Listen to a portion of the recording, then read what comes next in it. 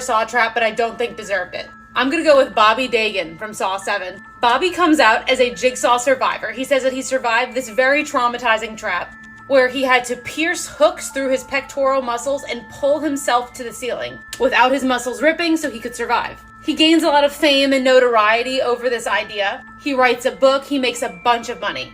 But he was lying. He was never put in a jigsaw trap in the first place. So now the current jigsaw killer catches him and puts him through all of these tests, and everybody who has helped him with the lie, he puts them in traps as well. And Bobby's goal is to save all of the people who have helped him with the lie. And I will say, Bobby does try really hard, but he doesn't save anyone. His final test is with his wife.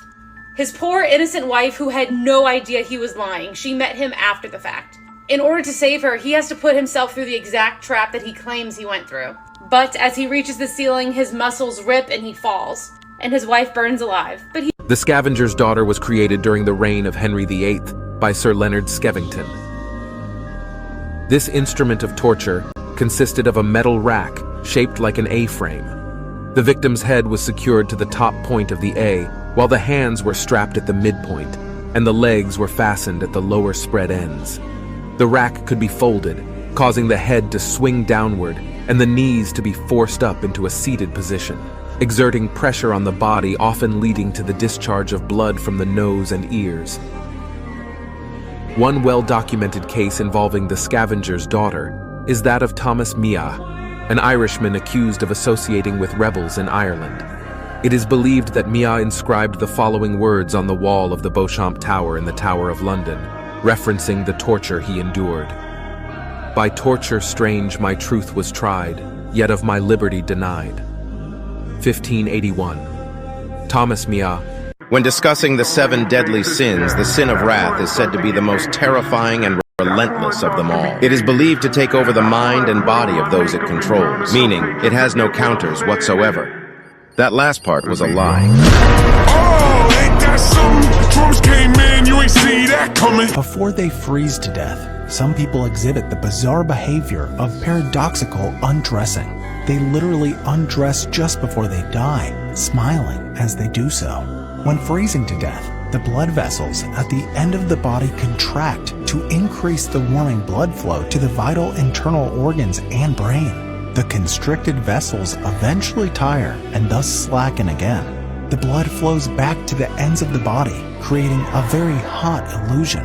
As a result, frostbitten people take off their clothes and smile with relieved joy. If I had to describe Postal to someone who wasn't familiar with it, I would describe it as what boomers think GTA is. You know how you always hear on the news, they're like, oh, in GTA, the goal of the game is to run people over and then shoot them with guns and light them on fire. And it's like, sure, you can do that, but that's not really like, you know, what the game's about. And Postal, that is absolutely what the game is about. It's very satirical and very over the top in its presentation, but graphic nonetheless. Sure, a lot of games will let you set someone on fire or shoot them, but in Postal, you can pee on their corpse, which is really what it's all about. It's graphic and over the top because that's exactly what it's. Strange videos found on the deep web.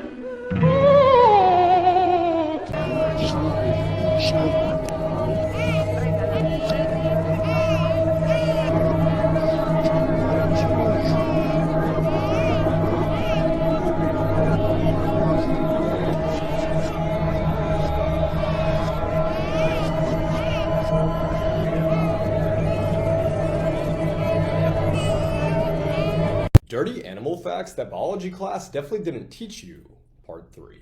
The cat sex chemical in plastic bags are almost identical under a microscope, so if you catch your cat licking a plastic bag, it's probably because it's making it sexually aroused.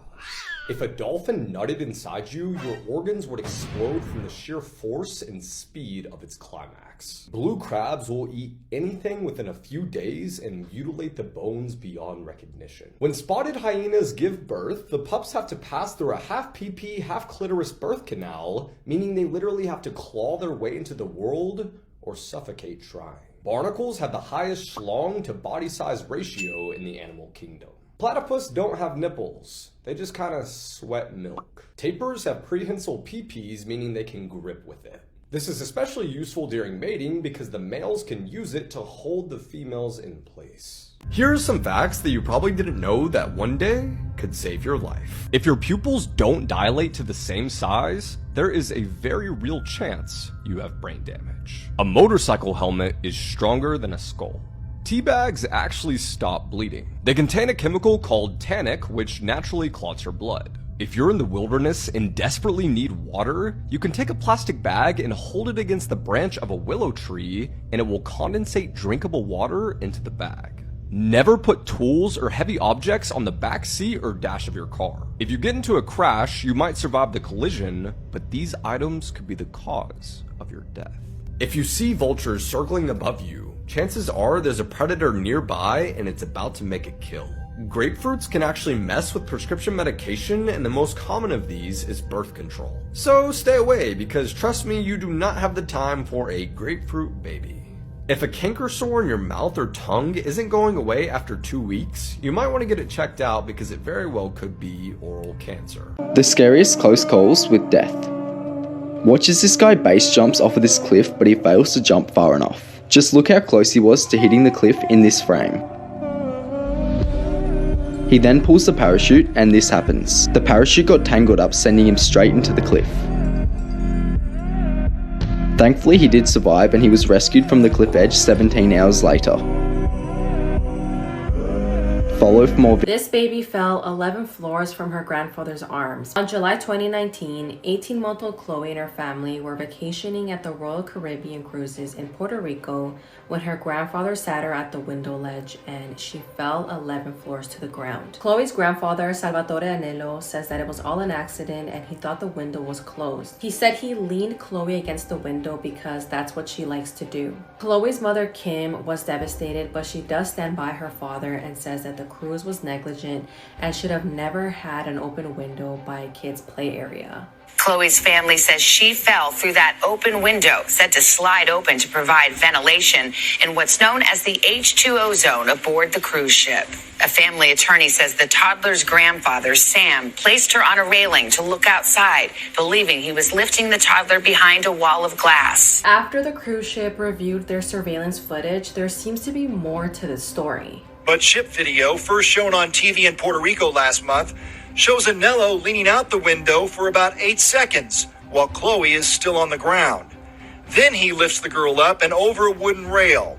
He held her for about 34 seconds before she slipped from his arms. Royal Caribbean says the video proves Anello had to know the window was open and recklessly lifted Chloe over the window. Salvatore pleaded guilty to negligent homicide and was sentenced to 3 years probation. I saw a creature in a huge black forest in France. Cryptids. Greetings, everyone. I want to share with you an encounter I made in September 2012 in a French woods in the neighborhood of Beauge-en-Anjou. I am not sure of the name of the forest. It could be Les Bois or La Forte de Ménil de Chandelay. Anyway, I am still haunted by this creepy encounter. I just can't accept being unable to know what was that scary creature. So, I was 20 and I was in an old small truck with an older friend who was the driver. I was sitting on the passenger place on the right of the truck. The truck was very old and I remember we couldn't go faster than 30 or 40 kilometers per hour. We were driving since Le Havre in Normandy and we took only the very small road in order to stop anywhere we wanted to visit old church or abandoned house, German fortification, etc. We were expecting to arrive at our destination, a troglodyte house that belonged to friends of mine, around 3 a.m. in the morning. But we were late, and it was 3 a.m. when we enter a huge dark forest in the night.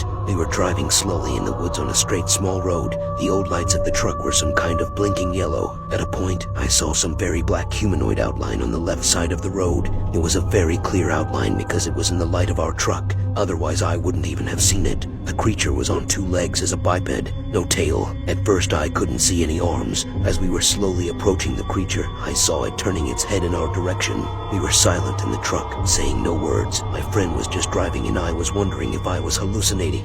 We slowly drive in its direction, and it started to cross the road as it was staring at us. It has big yellow eyes like an owl. It was around 1 meter 50 centimeters high. We almost were at its level, and I remember fearing that it opened my truck door and grabbed me. I was really in fear. I saw its arms swinging along its thin black hairy body. It arrived on the other side of the road and suddenly stop and turn in our direction, still staring at me. A few seconds later we passed it, and I didn't move my head, just looking at the right rearview mirror, seeing that it was staring at our truck watching us drive away from him. My friend and I didn't say a word, and half an hour later we drive out the dark woods and I said something like, well, weird things in the woods, right? And my friend was suddenly extremely nervous saying, yeah, did you see that? What the fuck was that? We talked about it and he saw the same thing as me. He thought he was hallucinating because we were very tired. But no, we saw that thing in the woods. Today he is in his 60s and I am in my 30s and we are both still haunted by this thing. We talk about it every time we meet each other. He is particularly marked by the intelligence in its big yellow eyes. I know this could be explained, but to be honest, I am an urbexer since 2004. I visit the catacombs of Paris every 2 months. I saw weird stuff during my explorations, but I never feared anything. But this thing, it scares me, really. Anyway, one day I found a picture on the internet. Sadly, I didn't find the artist, and there were no context, but it looks like a lot like what I saw, except for the eyes. The creature I saw had very big round yellow eyes.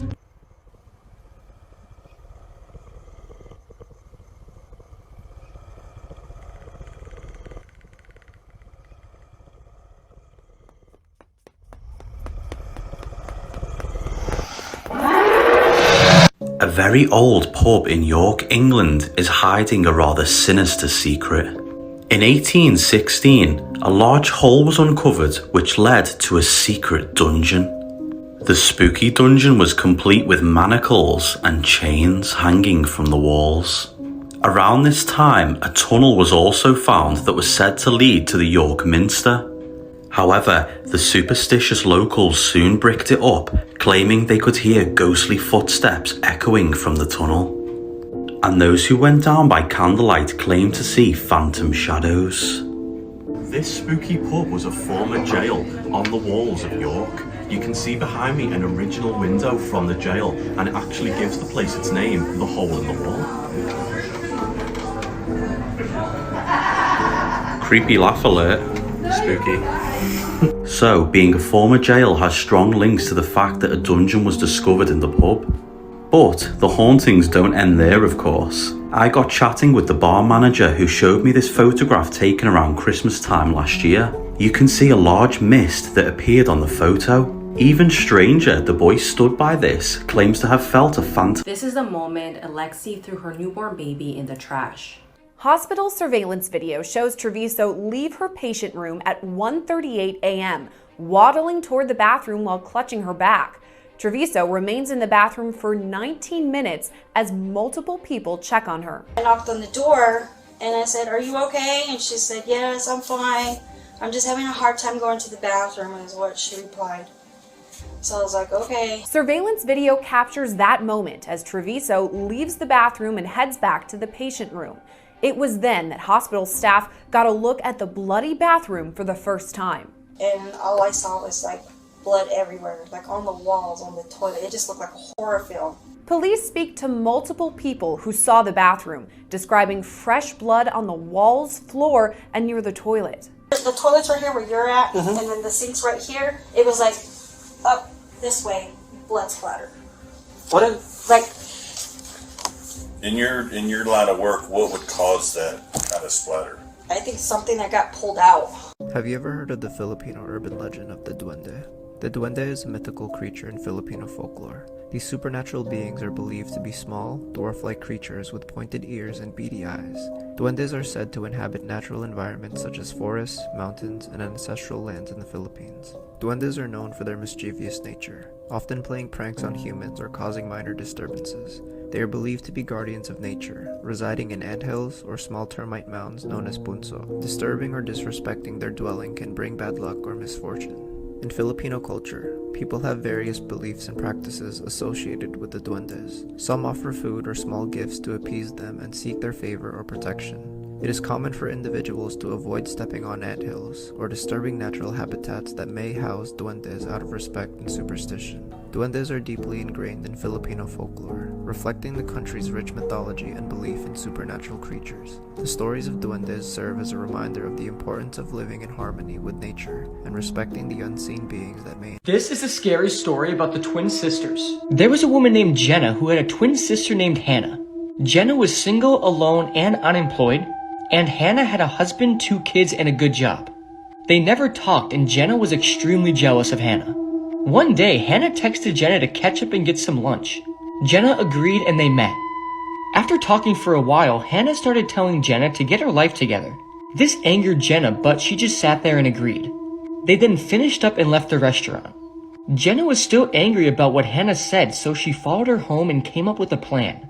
Jenna then walked into Hannah's house, grabbed a knife, and began stabbing Hannah. She then hid Hannah's body and put on her clothes from her closet. She then sat on the couch and watched TV. Not too long after, Hannah's husband walked in with their kids. He then looked at Jenna and said, "Hello babe, how was your day?" As the kids jumped on her screaming mommy. Jenna smiled and said it was great, honey, as she sat there excited for her new life. Now, LSD Dream Emulator is outright a form of interpretive art. It doesn't try to be a standard video game. As a matter of fact, Osamu stated multiple times that he made this for people who do not enjoy or can't play standard video games. So LSD Dream Emulator was made for the PlayStation as a sort of art exhibit. Osamu built the landscapes based on inspirations he had from his own lucid dreams, as well as dream journals from those he knew. Because of this, several people who see the game says that it gives them an intense feeling of familiarity, despite the incredibly alien format most of these worlds exist in. Given the drastic contrast between elements of the world that are known and elements that are staunchly unknown, many believe LSD Dream Emulator to be the first piece of media that really captured the horror of liminal spaces. At the foot of the shambles in York, you'll find a 16th century building that is said to be the most haunted in York. This building is now world famous for its 5 ghosts that dwell inside. Welcome to York's most haunted pub. Cheers to that. Now time to get scared. There's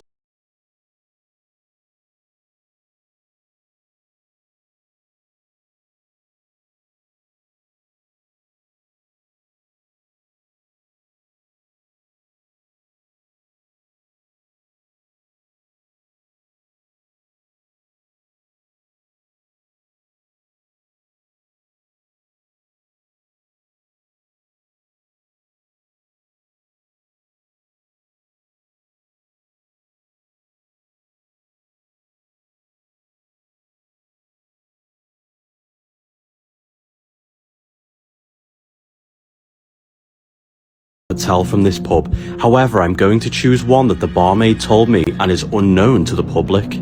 So let me take you back to All Hallows Eve 2003. The barmaid at the time was fairly new and had just gotten rid of all the punters when she was about to lock the doors. In barges a man dressed in bizarre clothes who introduced himself as George and said he must go to his room upstairs. The barmaid requested he calms down and asked which room he was staying in, but the man appeared very confused and couldn't tell her, eventually becoming more aggressive. He then shouted, "You'll let me in, wench, or I'll wring your neck." Absolutely terrified, the barmaid ran into the ladies' toilet, locking the door, and called the landlord. He was a few roads down by the York Minster, yet fled all the way to the Golden Fleece. But when he got there, he found it completely normal. Yet the barmaid said this was impossible. She could hear the man shouting and banging on the bathroom door just as the landlord entered. Both feeling rather perplexed, the landlord checked the CCTV footage, only to find that the barmaid was alone the entire time. I haven't been affected by a movie like this for a really long time. Not since I watched the movie Afterlife has a movie stayed with me so painfully as this one has. Before I get into this review, I have to give you a trigger warning for SA and CA. Fucking hell. My name's Ricky. I watch disturbing movies, and this is The War Zone. This movie was released in 1999 and was directed by Tim Roth. It stars Ray Winstone, Tilda Swinton, Laura Belmont, and Freddie Cunliffe. This movie centers around a family who have recently moved down to Devon to start their lives over. They live in this isolated house, isolated from their neighbors, and they're kind of drawn inside constantly because of the bad weather. So they're having to spend an awful lot of time with each other. But they seem like a close family. Ray Winstone's character, who's known as Dad, is an incredibly loving, attentive father, as is the mum, played by Tilda Swinton. She's pregnant and she has a baby. Whilst on the way to the hospital, the car flips and she gives birth in the car. This seems to bring the family even closer together, but we do start to see that there's something not quite right. Tom sees his sister and his dad doing something through a window one day on his way back to the house. And he confronts his sister about this, and she of course denies it. But he doesn't let it go. He's somewhat obsessed with his older sister in a really uncomfortable way. And we get the impression that he feels quite jealous of what's happening. And it does come to light that his dad is doing terrible things to his older sister. I'm not going to say anything else about the plots of this movie. This is a really well-made film. The acting alone in this movie is some of the best acting I've ever seen on screen. I was crying throughout this entire film. It moved me that much. And I can't stop thinking about certain things that happened in this movie. Certain things that I simply cannot describe to you here. Things that will probably stay with me for a long time, especially as a parent to a young child. This movie has really got into my head. The cinematography and sound design in this movie is spot on. It's a perfect film. Everything is amazing. This movie is so affecting because it's so realistic. The film critic Robert Ebert said, "It's not just a movie about SA or CA, but about its dynamic, about the way it plays upon guilt and shame, and addresses old and secret wounds." And I couldn't agree more. We see Tom's older sister persecuted for the things her dad is doing to her.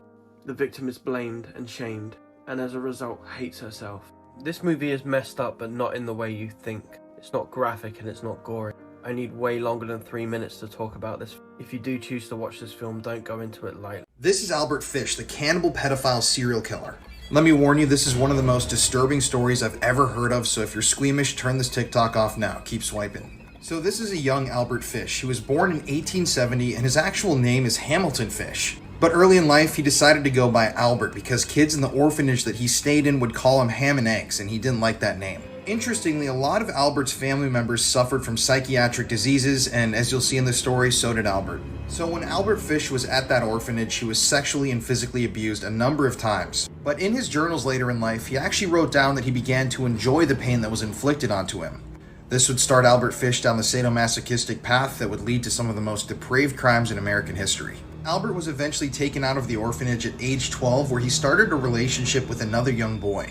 And this is where some of his more colorful sexual desires began to develop. He and this young boy would drink each other's pee, eat each other's poop, and do a lot of other bizarre things. In his younger years in the city, he would often visit bathhouses and just watch men undress, and he also wrote to women in newspapers, writing them obscene letters that were so graphic that oftentimes he got the police called on him. At age 20, Albert moved to New York City, and this is where he started his life of crime. While living in New York City, Albert Fish worked as a male prostitute, and sadly he began to assault young boys, most of them being under the age of 6 years old. It was like his pastime. But Albert's mother arranged a marriage for him. He married a woman named Anna, and they actually had 6 kids together. Albert worked as a painter, so he traveled all the time, and it was during this time of his life when he met a young man named Thomas Kedden, who was mentally disabled. Eventually, Albert brought Thomas out to a barn in the middle of the woods that was somewhat abandoned, and that's where he began the 2-week torture of Thomas Kedden. Now, like I said, this is an extremely disturbing story, and this is a disturbing part of the story, but while Albert kept Thomas out at that barn, he forced him to engage in a lot of bizarre activities like eating feces off of each other, drinking each other's urine. He would beat him, burn him, and at one point, Albert literally cut off half of Thomas's penis. Albert would later describe this incident in his journal, saying, "I shall never forget his scream or the look he gave me."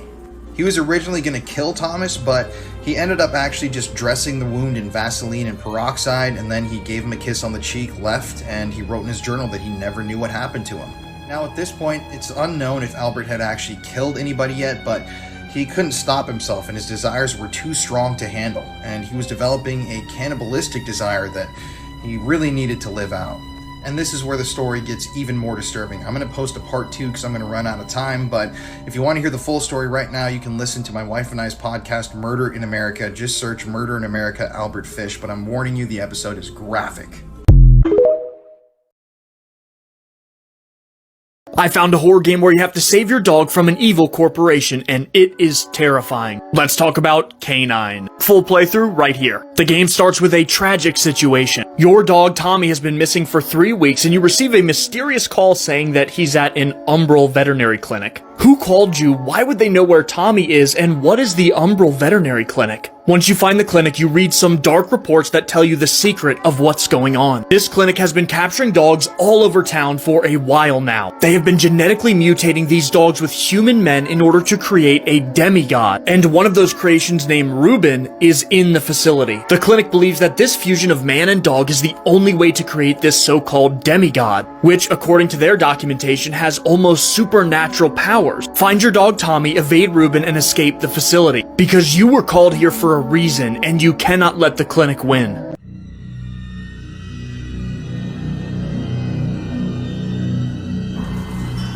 Welcome to Inson Makerfield Cemetery. This is now filled with 2 abandoned chapels that are Grade 2 listed buildings from the Victorian period. But inside they hide a rather creepy legend. It is said that a vampire lurks within one of these old buildings. So naturally, let's have a look inside. Nature has now crept in and took over the old rotting brick both inside and outside the chapels. Over time, its old vampire legend has been covered up. However, I've found it and will share with you today. So, let's step back in time to Wigan, 1913. It was early dusk when a man walking through the cemetery came across the dead body of a local man. He had a large gaping wound to his neck, which had appeared to be caused by a sharp object. But, most horrifyingly of all, he appeared to be completely drained of blood, despite police saying his body could not have been there more than 24 hours. News of the vicious murder swept throughout Wigan, and it wasn't long before a vampire legend was started. People passing through the cemetery after dark reportedly seeing a tall, thin man with a chalk-white face and sunken eyes lurking round one of the chapels. He was even encountered one day by the local priest, who said it was surely a creature from the depths of hell. 2 men chased it one night and seen it go under a tomb. Now, what I'm about to show you here is the actual crypt that is said to go under the cemetery, and is where the vampire allegedly dwells. The 2 men were loyal Christians and would not have this unholy creature stalking their community. So one night, armed with spades, they went into the cemetery